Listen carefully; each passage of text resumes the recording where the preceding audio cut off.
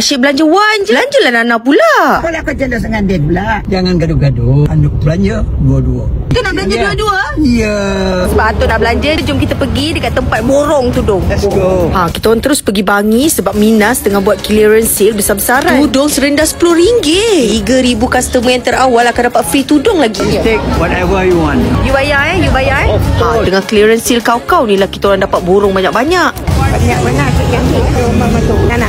Main Nana bawa korang cuci mata sekali. Tengok design-design ada dekat sini. Bawal ada, shawl ada, turun sarung pun ada. Paling Nana suka pasal tudung Minas. Kita pakai je tudung dia, memang senang terbentuk. Dah lah corak dia semua cantik-cantik. Berjam-jam kita orang kat sini pilih tudung je pasal. Borong banyak-banyak pun tak rasa mahal sebab semuanya murah-murah. RM10, RM12, RM18. Kebanyakan yang Nana ambil RM500. Tengoklah tudung yang Nana pakai ni pun tudung Minas. Clearance sale ni sampai 7 Disember je tau. Kita orang tengah sibuk shopping, atuk tengah layan peminat rupanya. Nana baru perasan diorang bukan ada tudung je, ada beg, ada telekong. Semuanya memang turun harga kau-kau. Wan dah macam orang muda dah. Beg dia semua RM39 je. Comel kan beg pink ni. Tengoklah brooch pun ada. Pergi pula dekat section inner. Nana suka gila inner Minas. Dia punya inner boleh breastfeeding. Pergi pula dekat Pre-Love. Memang tak pelik kenapa ramai. Baju semua murah-murah. Wan sampai hilang kat sini. Tahu-tahu dia dah menyelit dah cari baju sorang-sorang. Kalau bab shopping memang betul-betul aktif. Dress yang Wan berkenan ni RM30 je. Dah settle borong semua. Jom kita pergi bayar. Atuk kata nak bayar. Mana Atuk pergi? Laju je dia tunggu kat luar. Last-last Nana juga yang kena bayar semua. Ingat tahu sampai 7 Disember je. Serempak pula dengan owner Minas. Selfie satu kali. Dah borong, let's go back home. Bye.